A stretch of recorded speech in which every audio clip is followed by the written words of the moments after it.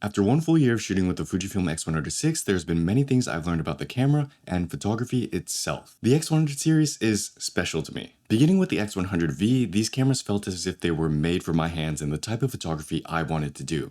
They weren't too big, looked good, took great photos at the focal length I wanted, and didn't scream photographer. And as I immersed myself into the world of photography, I learned a lot about photography as an art form, not just what you see on Instagram. The V played a big role in that, and yes, this was before the internet ruined the camera. Fast forward many years and we now have the 6. It's crazy that it's already been a year since this camera came out. I've taken it to festivals, road trips, and different countries trying to get a feel for it. And it's inevitable that I've been making comparisons subconsciously between this camera and the V that I loved so much. So, first we'll be talking about some of the issues I've been having as well as some of the things I've learned. Then we'll move on to this camera's role in my travels and its usefulness there. And finally, we'll speak about photography, what I've learned about the craft since using this camera. And of course, we'll talk about price, accessibility, and whether or not it's worth your dollar.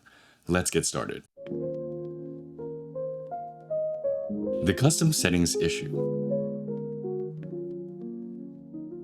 When using the Fujifilm x100vi, there were only a few issues I had with it, because most of the functions and things I liked about the V are still present in the 6. You can watch my first impressions video if you're looking for a more general overview of the camera. But here's me nitpicking. In my previous video, one of the issues I mentioned having with this camera was the custom settings. When saving custom settings and changing the ND filter, the toggle wouldn't remain on, meaning if you wanted to switch your custom film simulation presets, you'd have to re-toggle your ND filter because it might be off. It made switching between film simulation recipes difficult. I thought that was kind of annoying. But those were only my first impressions because I only had the camera for a little bit. Fast forward a few months later, I learned you can actually fix this by changing the auto update custom settings to enable. This makes it so your custom settings automatically update anytime you change something, including the ND filter. So that solves that problem. It does, however, come with a caveat of its own. The issue is, if I want to experiment with the custom settings and tweak some things in clarity or my tone curves or color, my custom setting will automatically save. Why is this a problem? Because sometimes I just want to try a few settings out and not completely change the preset I have. And if I don't remember what my settings were before I changed them, I'll lose them. That, or I'll have to create an entirely separate custom setting to play with. So that's the give and take of this process. It works, but it's not ideal. Let's continue.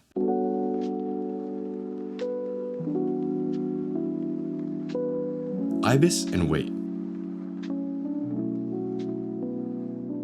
A small caveat that comes with upgrading to the x100vi is the weight. It's a bit heavier than its predecessor. The x100v weighs about 478 grams, while the x100vi weighs about 521 grams. And although this difference might not be a lot, I didn't notice it by reading it off a spec sheet. I actually first noticed it when shooting on the 6 and feeling my wrist get tired from the same one-handed motions I would normally do with the V. This was likely sometime last year when I was taking street photos at Coachella. When I'm doing any sort of street photography, I like to be quick and quiet. This is because in an environment like this, you only have so much time to get the right shot and you have other venues to go to, which sometimes means faster hand motions and more forearm engagement. And this small change in weight was enough for me to notice. Now, you do eventually get used to it, and it's only like 40 grams or so, but it is there. In fact, I did switch back to the V temporarily for a trip. We'll talk about this in a different video, and I did notice the difference. So I personally prefer the lighter V. Now, this difference in weight is probably due to the new IBIS mechanism in the 6. You can kind of feel it in the camera body when you shake it around. So it makes sense. It would be unreasonable for me to expect Fuji to add this IBIS mechanism without an increase in weight. But it is one of those things I've noticed and have had to get used to. As for the IBIS itself, I have a few mixed feelings. For photography, I've experimented shooting with and without IBIS. And maybe I'm just seeing things, but the IBIS mechanism in this camera acts differently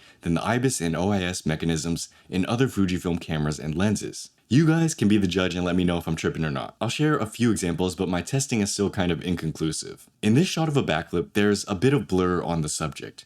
And it's really unnoticeable unless you zoom far in, but this is the type of blur I wouldn't get on my other cameras. And it's not the shutter speed. I had the setting at 1/1000th of a second, and that's usually fast enough to freeze frames. Many times I'd shoot at 1/500th of a second and still not have any problems. But in this shot, there seems to be a tiny, almost unnoticeable duplicity effect on the edges of my subject that appears ever so slightly blurry. Kind of like the camera was trying to correct the motion with IBIS but does so imperfectly. I'll give you another example where it's much more apparent. This shot, I was shooting in lower light, my shutter speed was much lower, but ibis was on, and you can definitely tell in this picture. Now, there's a lot of motion in the picture because of the jumping and cheering, but for a shot like this, you normally just get blur. This doesn't look like blur. With the X106's IBIS, it looks more like a duplicity effect going on. I don't know how you describe it, but you're seeing double. It's almost like the camera is trying to hold the image in place while the person is moving. And I suspect this is what happened on the other images, just at a smaller scale. So I don't know how normal this is. You guys can let me know if I'm going crazy or not.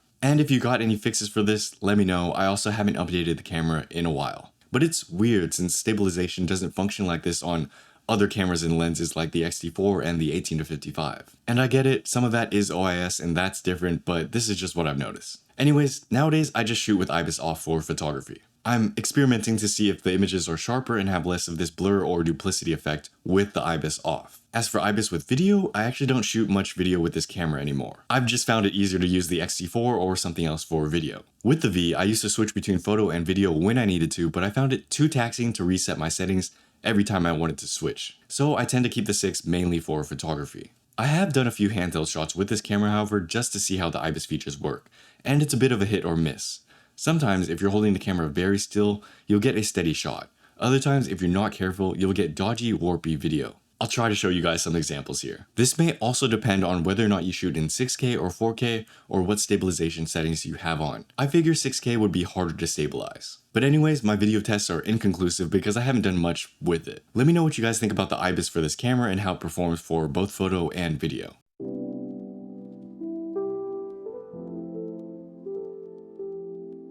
Lessons about travel.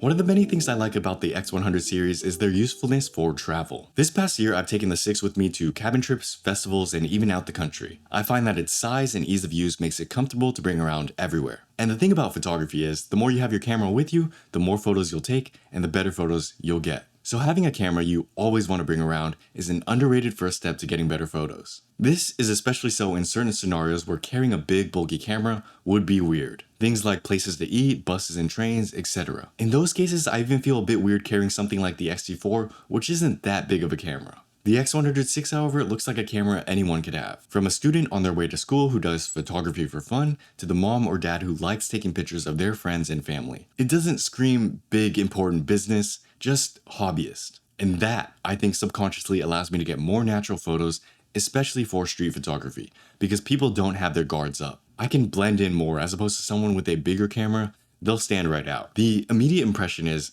oh, he's doing something. But for me, people don't even look at me, which is perfect. It's great because the nature of many of my travel photos is simply just street photography. One of the many things I've learned from going to different countries is I don't only like taking photos of the immersive views and landscapes, but actually travel for me is a lot of the little things. I like taking pictures of the architecture and different looking streets of the cities I'm in. I like taking pictures of the people that walk by and what they're doing. And I like capturing moments unique to my trip.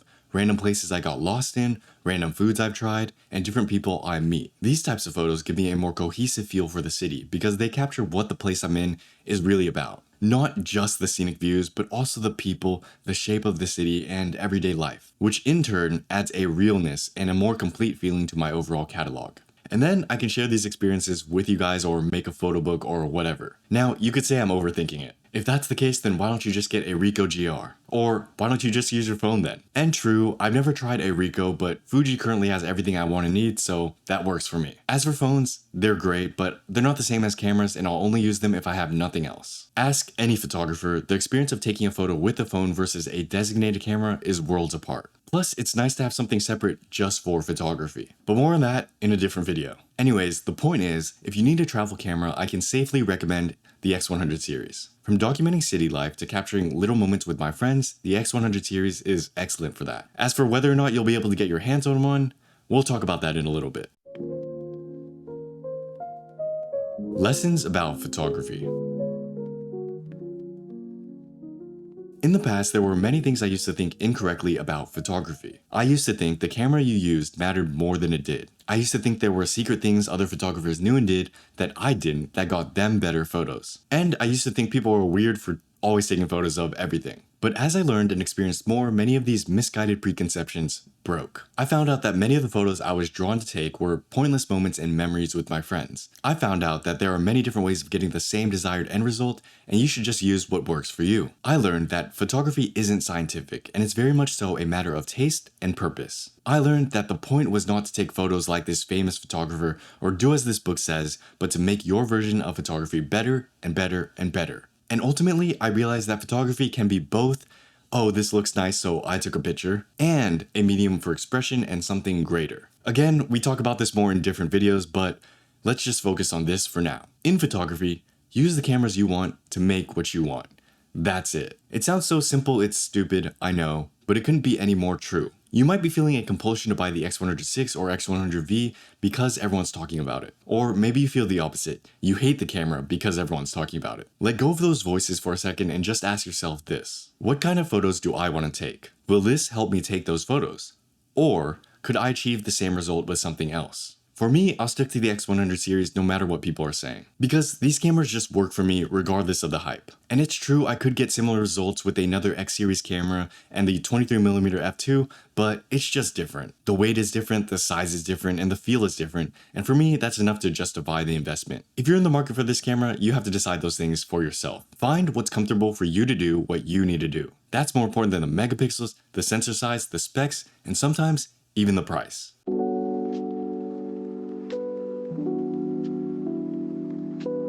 Was it worth it?